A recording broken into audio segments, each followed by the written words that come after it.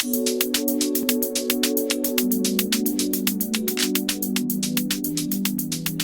everyone, it's Miss Cindy with the Boys and Girls Clubs of Greater St. Louis. I am here today to have another cooking lesson with you. Normally I try to show you something that's healthy and delicious that you could eat anytime as much as you want, but today we're going to do a treat. I'm going to teach you how to make a German chocolate cake. If you've never had a German chocolate cake, it is a chocolate cake that has a toasted coconut pecan frosting on top of it and inside of it. I guess you could call it a filling. So we're going to start with that because the filling needs to cook and then cool completely before the cake is assembled. So the very first step to making a German chocolate cake is to make the caramel pecan coconut frosting. Did I leave caramel out initially? Oh yeah, it has caramel too. So the first thing we're going to do is separate eggs. We're going to need 4 eggs. Now, separate, you may say, what does separate eggs mean?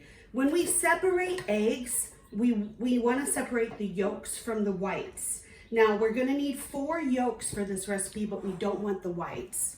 So what I do, I have a little bowl here, and then I have my pot because we're going to have to cook this frosting. So I'm going to take the eggs and I'm going to save those whites because we can use them later. You can whip them up and make an omelet out of them, or there's lots of recipes that need just the whites. So we're going to save our whites and put them in the refrigerator because we don't need them for this. So I'm going to crack the egg on the side of my bowl and I'm pulling the shell apart, and you can see the part that's falling into the bowl. That's called the egg white. This yellow part is the yolk. So I'm just going to gently rock this back and forth until all of the white falls into the little bowl, and then this is what we have left behind, and that's what we want. So I'm going to put that in my cooking pot. I'm going to set my shells aside, and I'm going to do that with all of them. Now, if you don't feel confident enough to do this method of separating your eggs, I can show you another method that is a little bit simpler if you have someone to help you by cracking the egg, but it's also a lot messier. And that is to use your fingers as the separator. Now, most people can't crack an egg with one hand, so you might want to have your parents or a brother or a sister or a friend or a family member, someone do this part for you. You're going to crack your egg, and then you're going to let it drop right into your hand, cupping your fingers, and they're just barely spread apart, and all of that white is going to flow into the bowl. You'll have the yolk left behind, and then you put it in the pot. Now, as you can see, that's a very messy way of doing it. So I prefer doing the shell method, but you do whatever feels right for you. So there's our last one. And I'm going to take a moment and wash my hands. I did wash my hands before we started this lesson. Remember, we have to wash for at least 20 seconds, but I'm going to wash them now. We're at our stove now, and I have our egg yolks in a pot. Now we want everything ready to go before we turn the flame on because this moves kind of quickly. So things that we're going to need, we need evaporated milk. We need 6 tablespoons of butter. Your recipe will call for unsalted butter and then have you add salt so you can control the amount of salt. If you only have salted butter in your house, which is the case right now in my house, you can go ahead and use it. It's fine. You just don't add the salt that the recipe calls for. When it says additional salt, you just skip that. So evaporated milk, 6 tablespoons of butter, 1 cup of white sugar, and a 1/4 cup of brown sugar. There are some other things we will be using, but for this cooking portion, that's the initial thing that we need to cook. We will also be using shredded coconut, vanilla extract, and toasted pecans. The pecans go in right before you assemble the cake, so we'll toast them after we do this part, and I'll show you that too. So I'm turning my stove on, probably about medium high. Oh, I made a mistake. Before I turn my stove on, I want to open my can of evaporated milk. Just the few seconds it takes to open a can could be the difference between scorching your eggs and your recipe turning out right. So make sure everything's prepped ahead of time. So my can is open. Now I'm going to turn my flame on, about medium high. I have a whisk. If you don't have a whisk, you can use a spoon. You can use a heat-safe spatula. And I'm going to start whisking my egg yolks. And at the same time, I'm going to stir in the evaporated milk. You notice I'm not all dumping it in at once. I'm adding it slowly. That's what we want to do.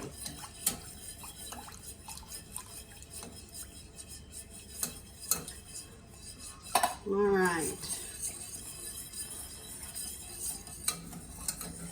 So we've got that mixed up. We're going to add our sugars. Basically what we're doing is making, the brown sugar is packed in the cup as it's supposed to be, but sometimes it is hard to get it out. So I'm going to crumble it up a little bit. I'll show you more about packing sugar when we make the cake portion of this. So we have our sugars in. You notice how it's starting to come together. Now we're going to drop our butter in piece by piece.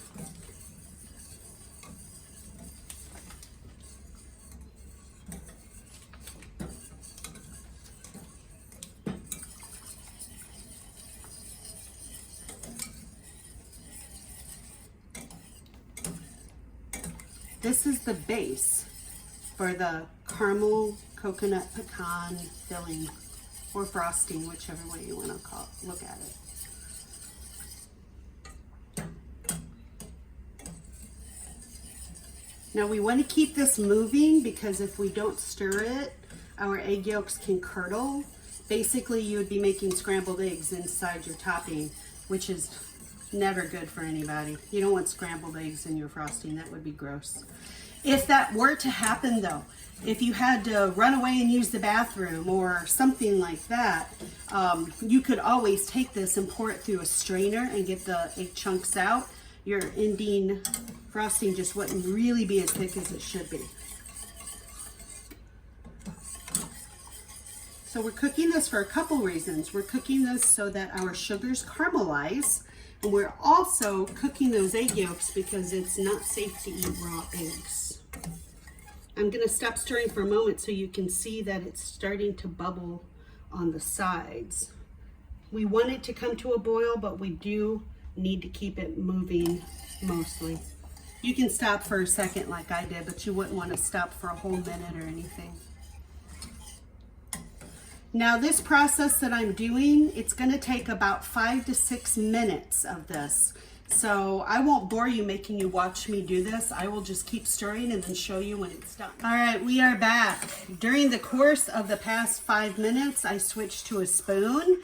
I'm going to stop stirring for a minute so you can see the bubbling. And I'm going to show you how thick it's gotten. It almost looks like a thin pudding. So that's what we want. This is probably as thick as it's going to get. And it has been cooking for, I would say, 5.5 minutes since I started stirring and we turned the camera off. So it takes a little while to reach this point. And I turned the flame down just slightly when it started bubbling too, so it wouldn't splatter and hit me in the face. So I'm going to turn that off. I'm still stirring though because the bottom of my pot is hot, and I have a bowl here. I'm going to pour, and you want a large size bowl because there's stuff that's going to have to be added to it. So I'm going to pour this into the bowl.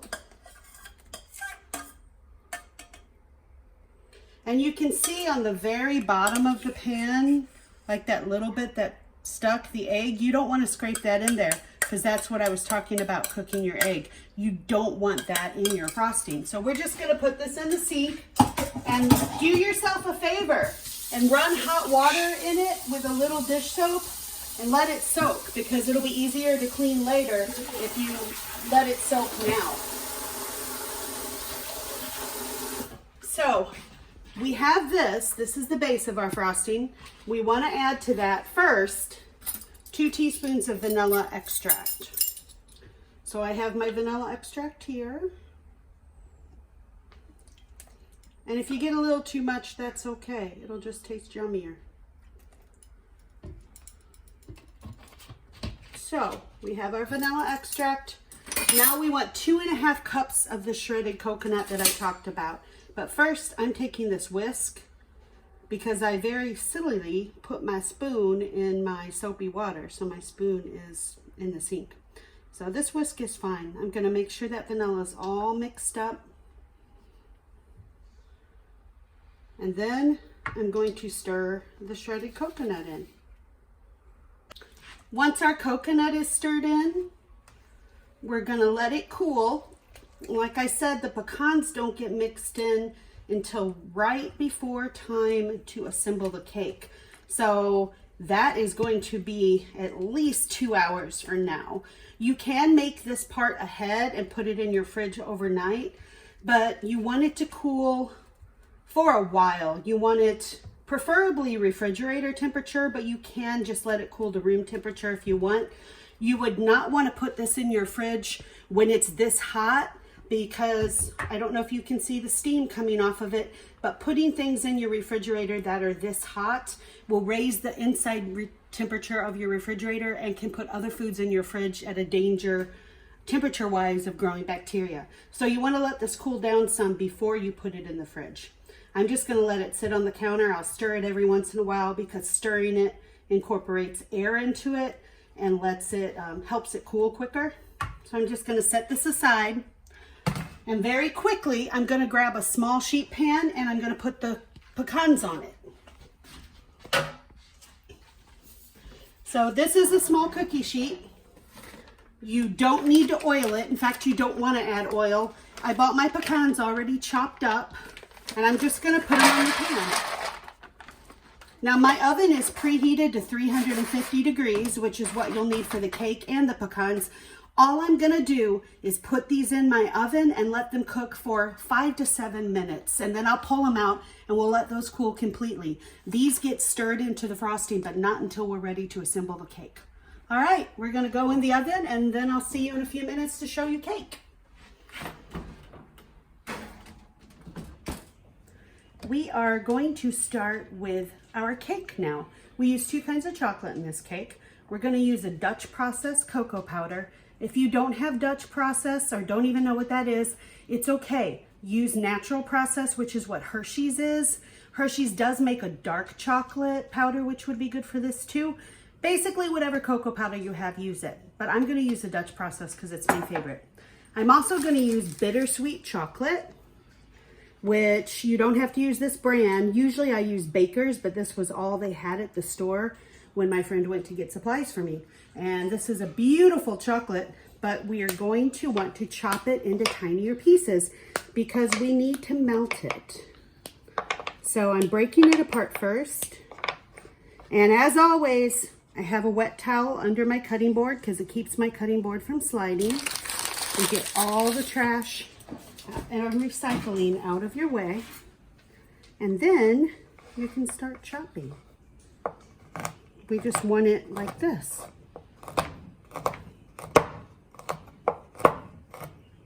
The smaller the pieces are, the quicker it will melt. Our chocolate has been chopped and I put it in a metal bowl that's heat safe because we're gonna have to add boiling water to this to melt it. Now I'm going to take my cocoa powder, and cocoa powder can clump because of the fat content in it. I want about 1/4 cup of it. Well, I want exactly 1/4 cup. And I'm gonna put it in my flour sifter and I'm gonna sift it over the chocolate. Do you see the lumps that are in there? Those lumps wouldn't get smooth. So what I'm gonna do is set that down. I'm gonna grab a spoon and I'm just gonna smash the lumps up some so I can sift them through. If you don't have a sifter like this, don't worry. If you have a strainer of some sort, you can just use a spoon and the strainer and it'll do the same thing. This is called a flour sifter. Not a lot of people use these anymore, but I love them. They're wonderful. And they are designed to sift flour, obviously. All right, so our cocoa's in there. I'm gonna keep the spoon in. My tea kettle is boiling. I hear it.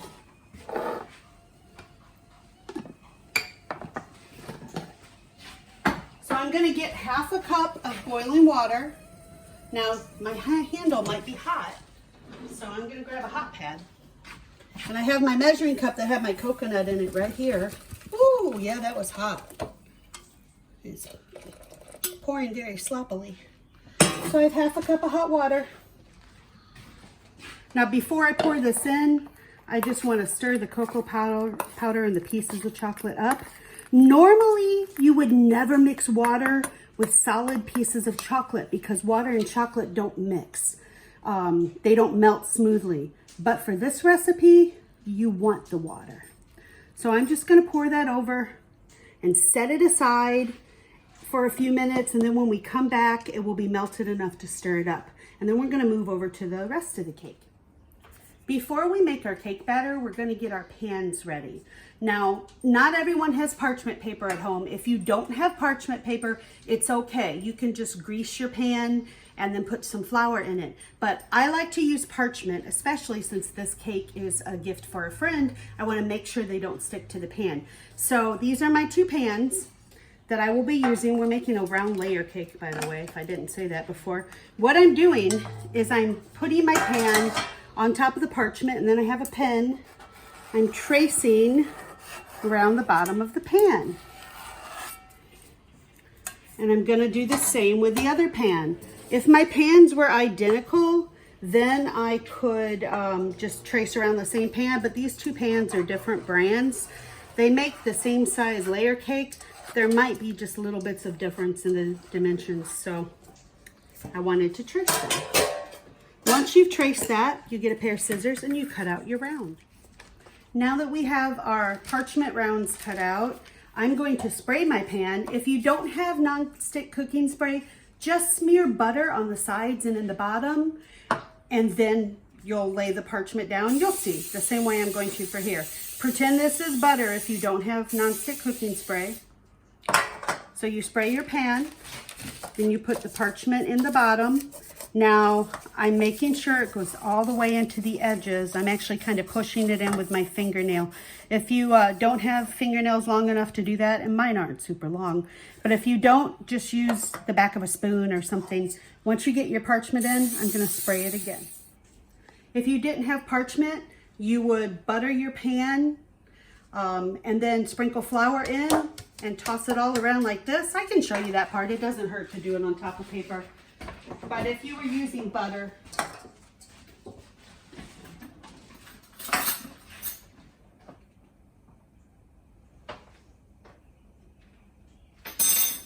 you would just put a little flour in your pan and tap it around so that it coats. That also helps the cake not stick. With parchment paper, you don't have to do that, but if you're just using butter, you do. Now I'm gonna tap the excess flour into my trash can because I'm right next to it. But like I said, with parchment, you don't have to do the flour step.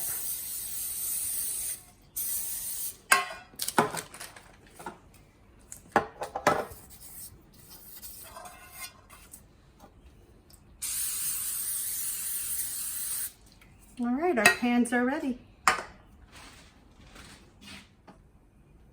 Bouncing back to our chocolate now. It's been sitting long enough that the hot water has melted the chocolate.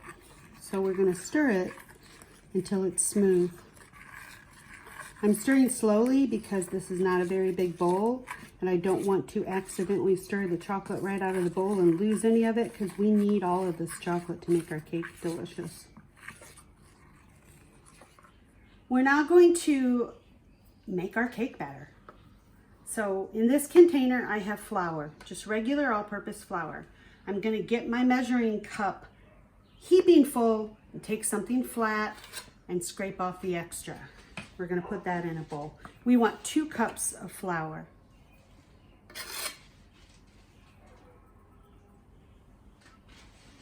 And then we're gonna get our big container out of the way. Into that 2 cups of flour, we are going to put 3/4 of a teaspoon of baking soda. So I have my measuring spoons. I'm going to do 3/4.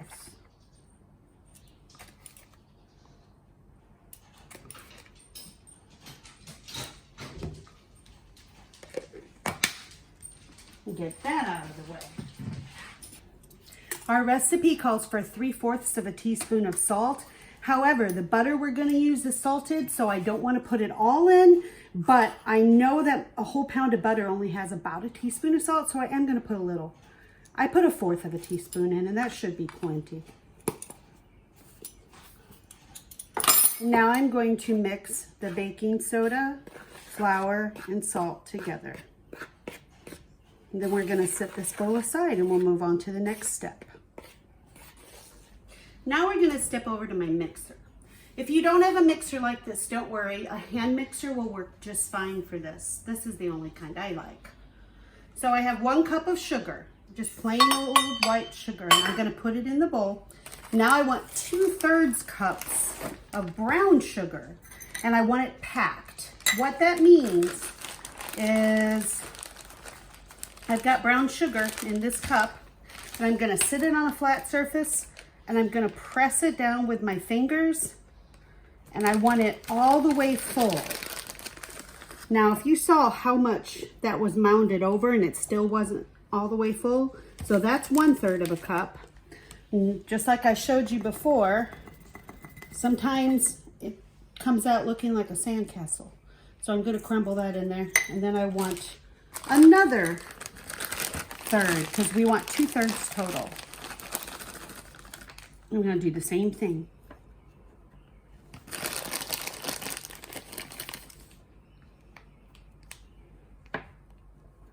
Okay.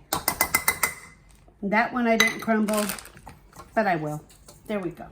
Now the little bit of extra that fell on the table, I'm just going to put it in there. It's just a small amount, it won't hurt. And then I'm putting my sugar away. Always close your brown sugar tightly so it stays moist. I put a little clip on it. And then I keep it inside a Tupperware as well. So we have our 2 sugars in the bowl. I'm going to lift my bowl. I'm going to turn it on so the 2 sugars mix together.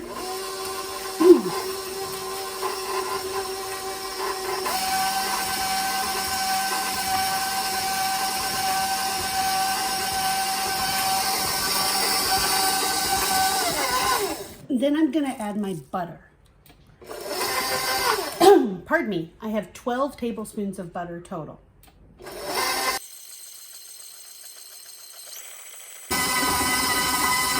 Now we're letting this beat until our sugars are moist. If you look at it now, all the sugar is moist. Now we're just going to let it go for about 2 minutes so that it gets light and fluffy, and then we're going to add our eggs. So I'm going to turn it on and we'll come back when it's light and fluffy.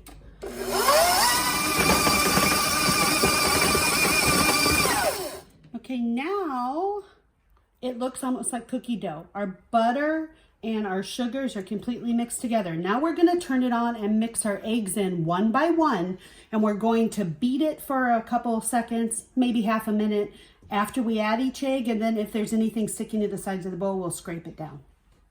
We want 4 eggs.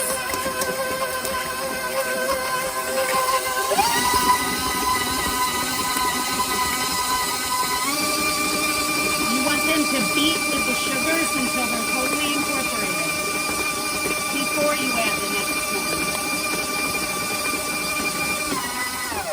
I suggest turning your mixer down when you add the egg, otherwise you might get raw eggs splashed up into your face.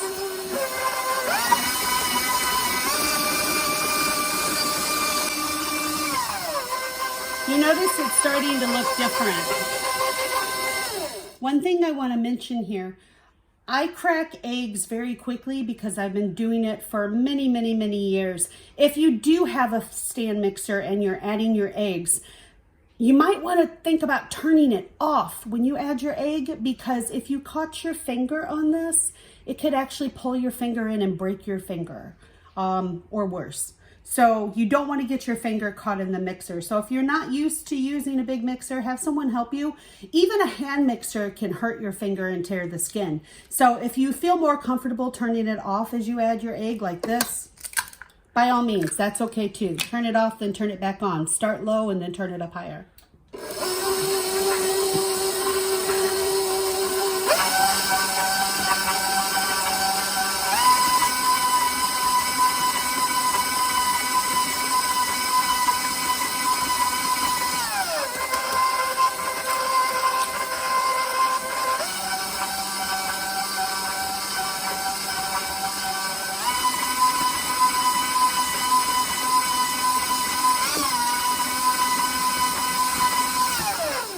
At this point, I'm going to lower the bowl for a moment, scrape everything down off the sides.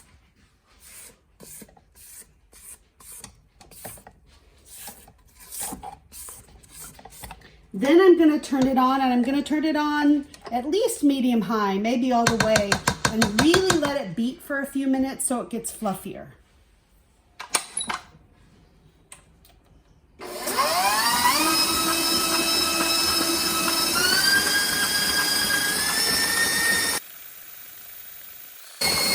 That is up all the way.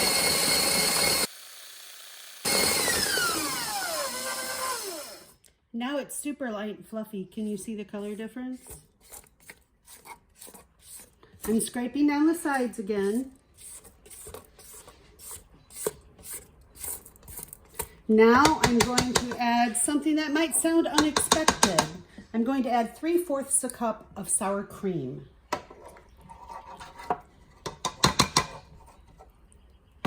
Most cakes use milk or heavy cream.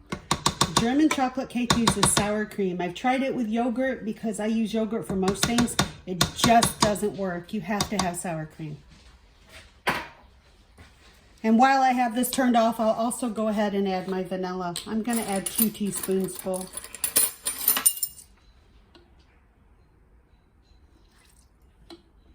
As always, if a little bit of vanilla spills over, it's okay. Always pour your vanilla over your cake bowl because vanilla is super expensive. There's actually a shortage on vanilla right now. And in the last year, I've watched the prices quadruple from what they used to be. So if you're going to spill it into your bowl, not on your counter where it goes to waste. And I'm going to turn it back on and mix all that together.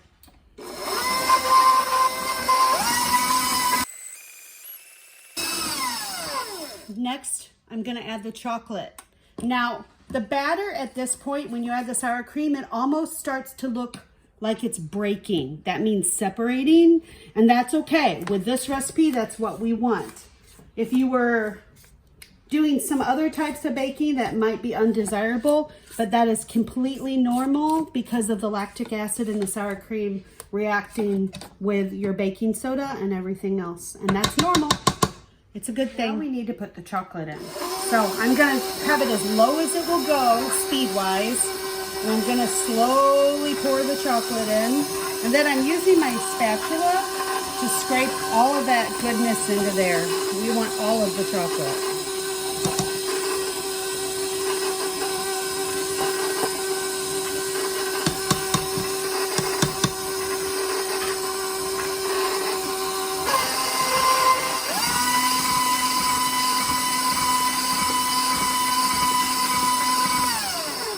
And I'm going to scrape down the sides of the bowl again. The last thing we put in is our flour mixture. Now you don't want to put the flour mixture in on a high speed because flour is very delicate and you don't want to deflate everything. If you put the flour in too quickly, the cake might not rise quite as much. Some people fold it in by hand. We're going to use our mixer because it's here and we can. We're leaving it on low though. And in this bowl we have our flour and our baking soda and that little bit of salt. I'm just sprinkling it in slowly. And I'm waiting until it's almost totally incorporated before I add the next little bit.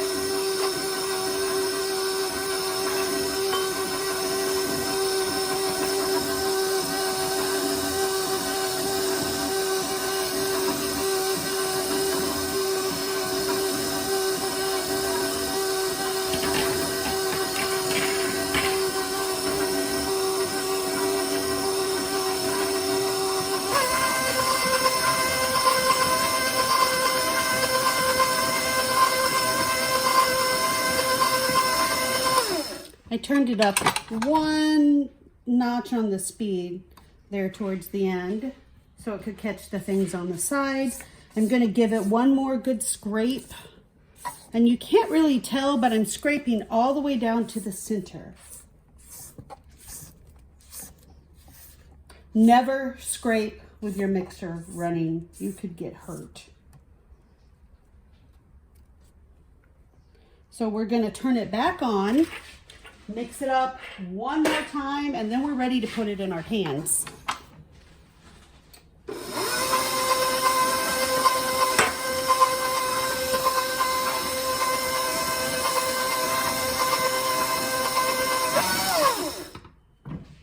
All right, this is looking lovely.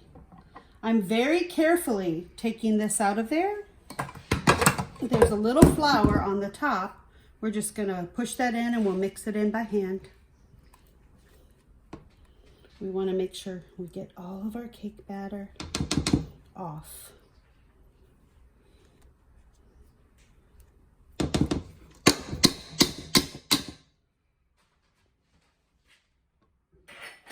And then we're gonna scrape down the sides. I don't know if any of you noticed, but I did put an apron on. I had not initially, but this can get messy and the butter can cause it to stain your clothing. So can the chocolate. So you want to protect your clothes or wear something old you don't care about. Our cake batter looks perfect. So now we're going to divide it into the pans that we prepared earlier. About half goes in each pan. Now it's going to look like it's not very full because cake rises. So it should look like it's 1/3, maybe up to 1/2. I am using a 9-inch cake pan, 9-inch rounds. This would also be enough if you didn't have that kind of cake pan to do a layer cake.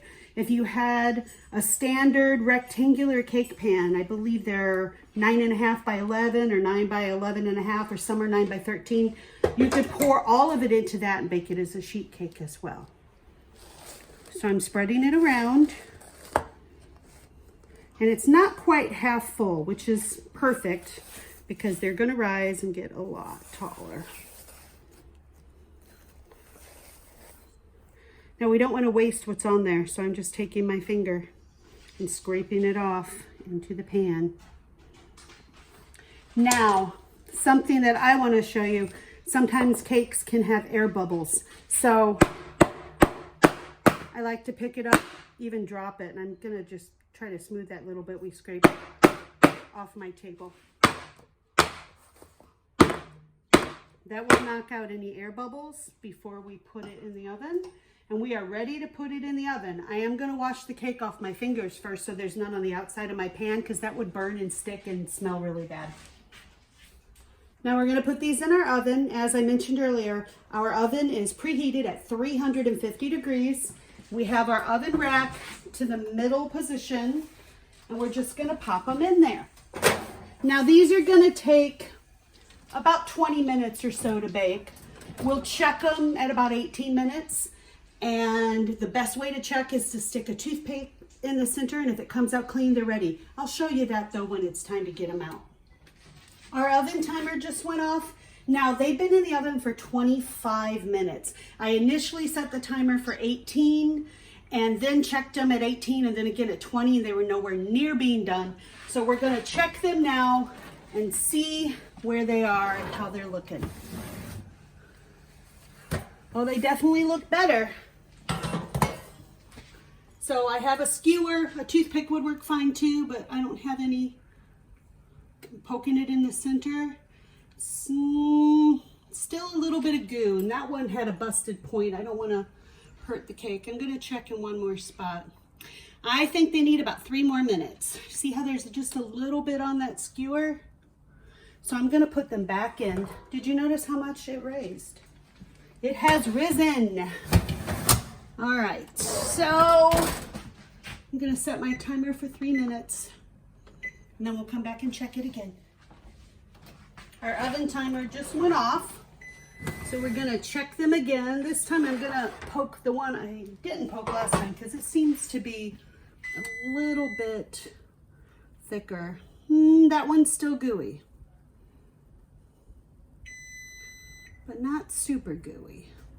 I think I want that one in for another minute or 2, but I'm gonna check the other one because I believe it may have had slightly less in it.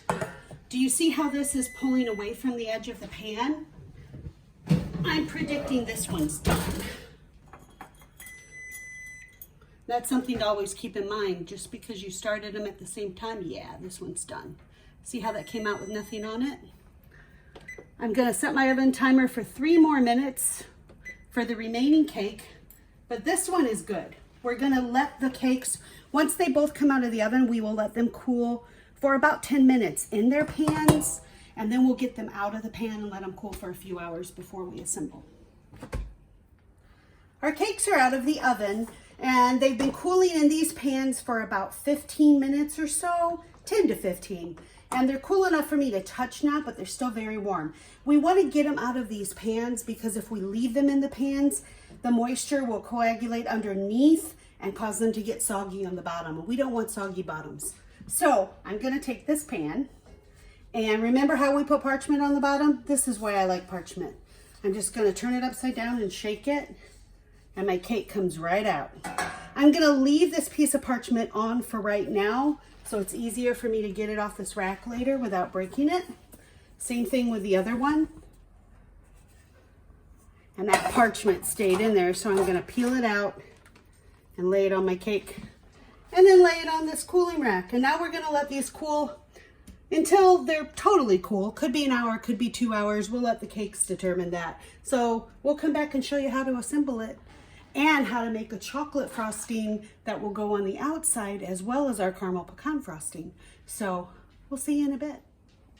We are back. It's been about 2.5 hours. Our cakes are cool. We're going to assemble and make a beautiful cake. And I'm going to show you how to make chocolate frosting, because this cake has the coconut pecan caramel filling, and it also has a frosting on the outside. So I'm putting butter in my mixing bowl. While the cake's cooled, I did all the dishes to get them out of the way, because remember, it's always best to clean as you go. And I'm going to start whipping my butter.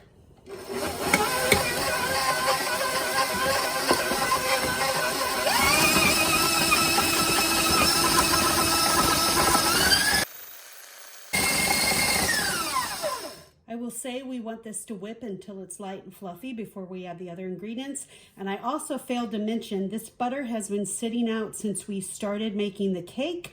That way it got nice and soft and room temperature. I'm going to whip it a little bit more now.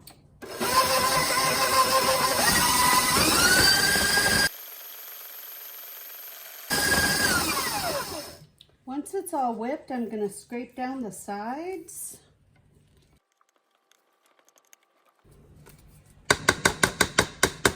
We have 3 sticks of butter in here, which is 3/4 of a pound. This is a little bit of a larger amount than you would normally make, but this is kind of a big cake. So we have that scraped off the sides. In this bowl, I have 3/4 of a cup of cocoa powder, and I sifted it just like I did for the cake itself. And then here I have powdered sugar. Now, the recipe would call for about 7 cups of powdered sugar. I don't like frosting that is that sweet, so I'm probably going to use less. This is about 5 cups, 4 to 5 cups right now. We're gonna start with this and then taste it and see if we need more. So here we go. Turn on the butter. Start adding the sugar slowly.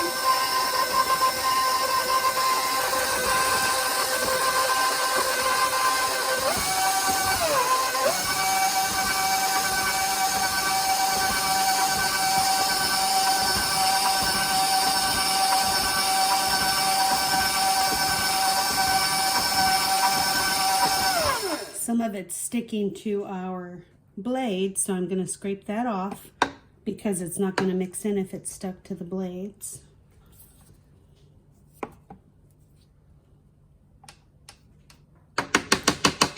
We're going to mix some more. Now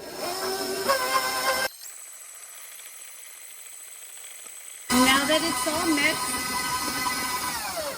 I'm going to turn the speed down so it doesn't fling all over. I'm going to mix the cocoa powder.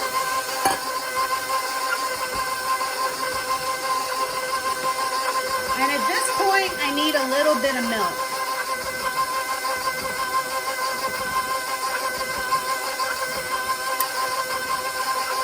About 3 tablespoons.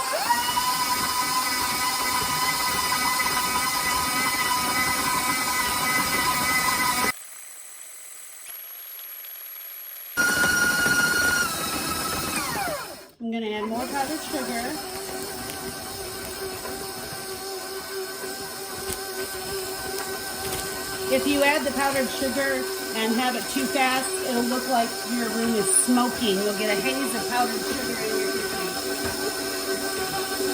And at this point, I'm going to add vanilla extract. I'm going to put about a tablespoon in. You can measure, I just poured.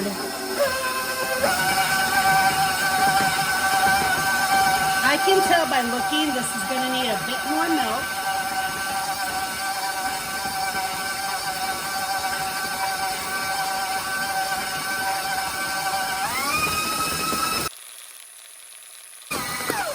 At this point, I'm just going to scrape the sides to make sure everything's all mixed in and beat it some more. And then we'll taste it and decide if we need that extra powdered sugar or if this was enough. And then we're going to assemble our cake, which is the exciting part.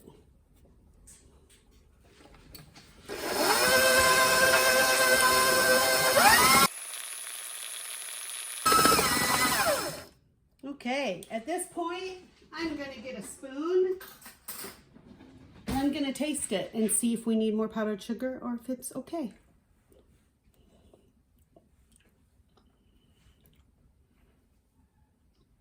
I think it's perfect. I don't think it needs more powdered sugar. I think it would be too sweet if we put more powdered sugar on. I am, however, going to add just another little splash of milk because it's pretty stiff. I've probably put about 1/3 of a cup total in this batch. Don't worry, if you need the recipes, they will be included at the end of this video in the comments.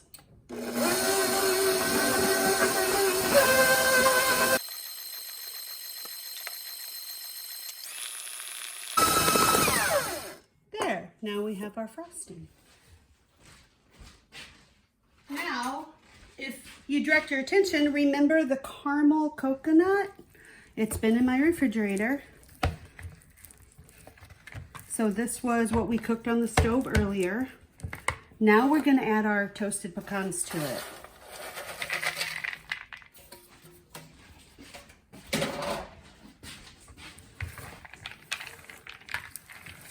And we're just going to stir it up.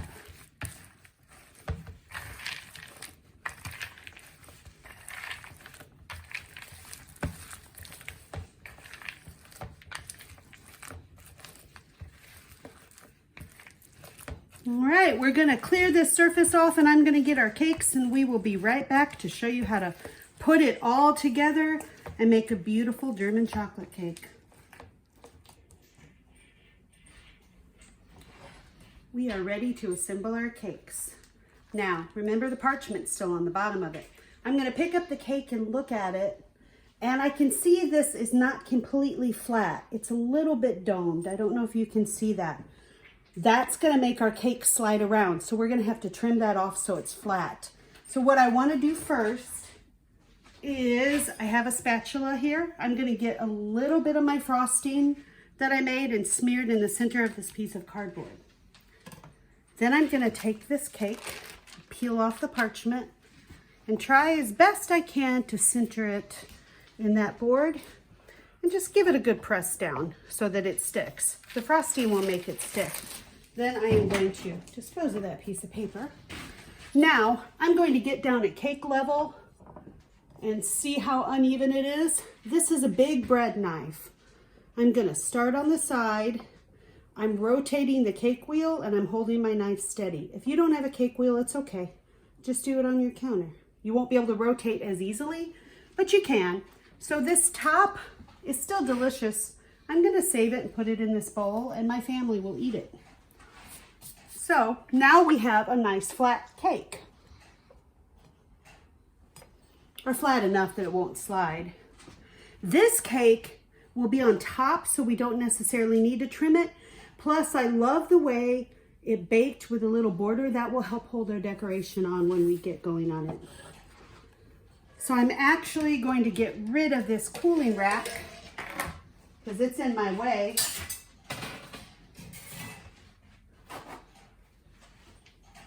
And I'm going to come to the caramel pecan filling. I wonder if we should do 4 layers. What do you think, everyone? Should we make this 4 layers? That would be special. Let's show you how to do that. 4 layers instead of 2. I'm going to take my knife and I'm going to cut this in half. My knife is holding still, my wheel is turning. You can still do this on a counter, you just have to be careful. And I happen to have another cardboard round here, so I'm going to gently lift that off and be careful because it's trying to break. Now we'll have 4 layers instead of just 2. I'm going to take some of the caramel pecan filling and put it on that layer. And don't worry, we'll get all the crumbs off this.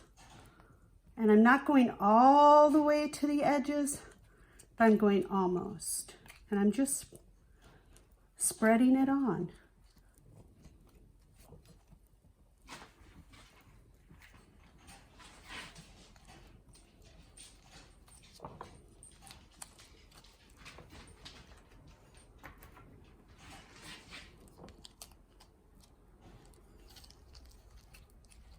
Okay. Now I'm going to pick up this thin layer that we cut and put it back on. It tried to crack, but it'll be okay. We'll glue it together with caramel and pecan. Now I'm doing the same thing on this layer. I'm going to hold it where it tried to crack.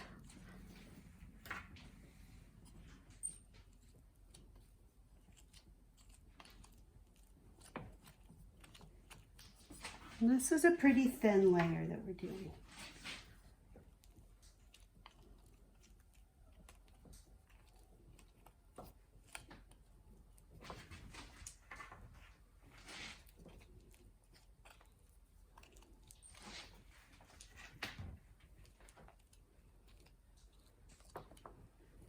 Now we're not going all the way to the edges because we will pipe a little bit of chocolate in there when we start going to the chocolate edges, and do it that way. Now for this one, remove the parchment. We're going to place it on top, press it down pretty firmly, and then we're going to cut this one in half too.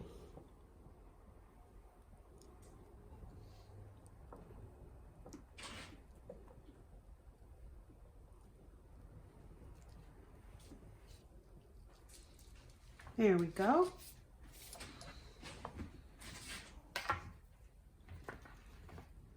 Same thing, filling.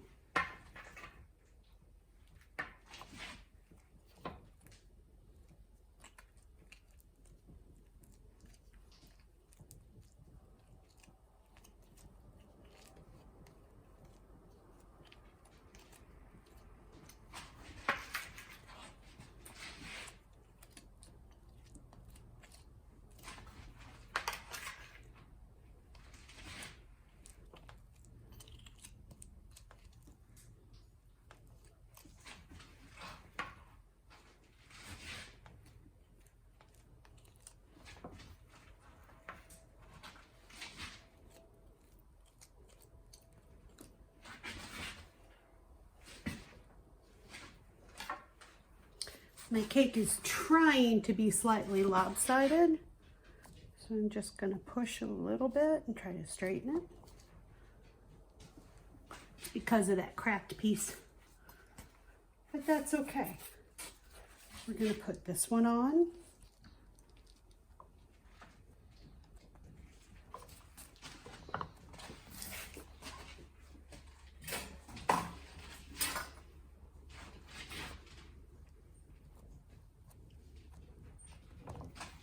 And then we're going to put some of this on the top.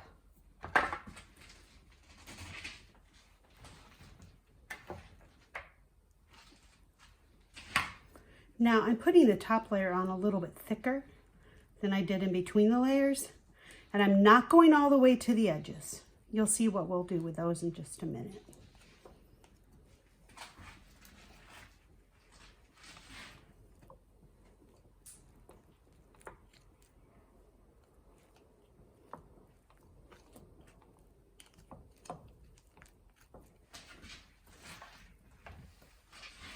some slinging filling all over my counter, which is clean, so I'm just going to put it on there.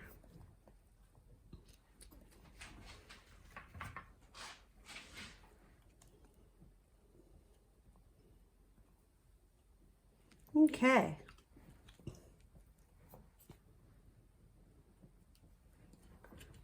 Now we're going to move on to the chocolate part. So I'm going to put the chocolate on now, and I have an icing tip, a decorating tip. You don't have to have this. And if you don't have bags like this, which most people don't in their houses, you can use a Ziploc bag, put your frosting in, and just cut the corner off. So I put the tip through like that. And if you don't have a tip, you don't have to worry about it. It'll still work. In fact, you could put this on with a knife or a spatula and it will still taste delicious. I have a cup here. I'm just using it to hold my bag so it doesn't move. And I'm gonna put some of the chocolate frosting in it.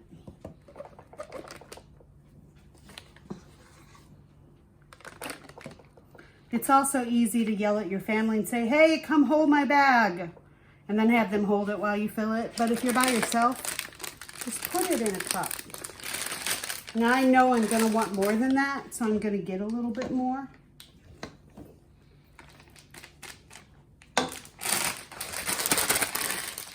Okay, so you twist, you hold your bag in between your thumb and forefinger, you hold it tight and you twist. Then you'll be squeezing with this portion of your hand and guiding with the other. The first thing I'm gonna do is squeeze it with one hand so I can turn my wheel. And I'm piping it right where those cracks were on the cake.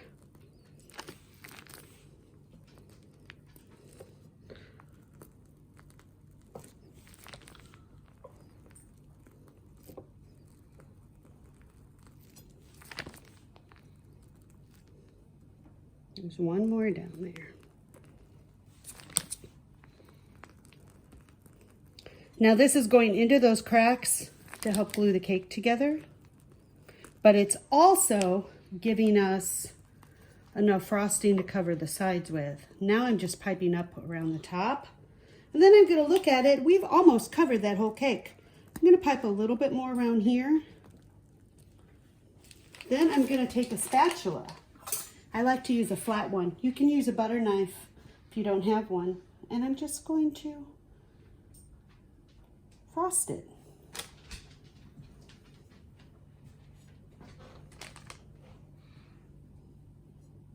And you notice I'm not going up on top of the cake yet. I'm gonna do something pretty with that when we get up there. Try not to get it all over the cardboard. If you don't have a cardboard round, because those are not things that you can find very easily. Schnucks sometimes has them. But if you don't have one, you can cut a round out of any kind of cardboard you have at your house and just cover it with aluminum foil. Okay. So the side of our cake is all covered. And now I'm just smoothing it.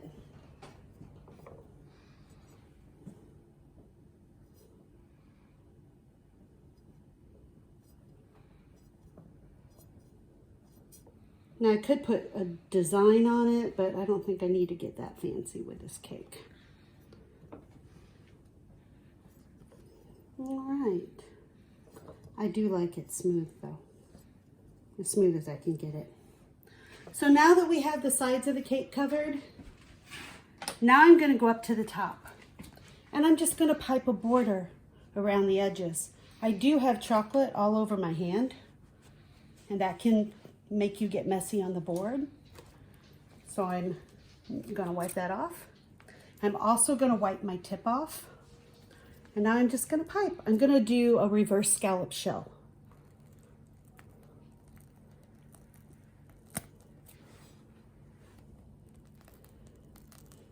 You don't have to worry if you don't know how to do this.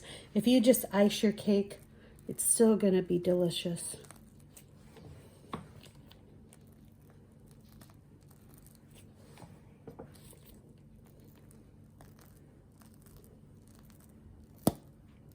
Oop, I had a little air bubble there.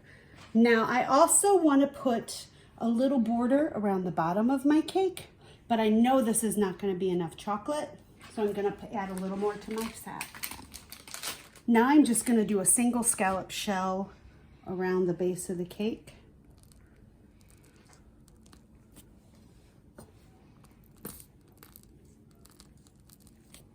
And then it will be done.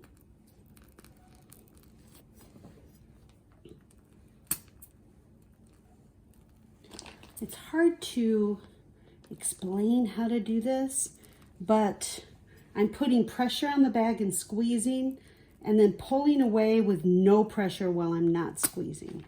When you get a little air bubble, it'll pop like that. So there you have it, guys. There's a German chocolate cake. It's all done. It looks yummy. If I had any whole pecans, I would put some around the edges, but I don't think I have any. So I will leave it just as it is. There you have it, guys. I hope you enjoyed today's lesson. We have a beautiful German chocolate cake just waiting to be eaten. If you have any questions, feel free to email us at gotquestions@bgcstl.org. And as always, have a great day, stay safe, and enjoy.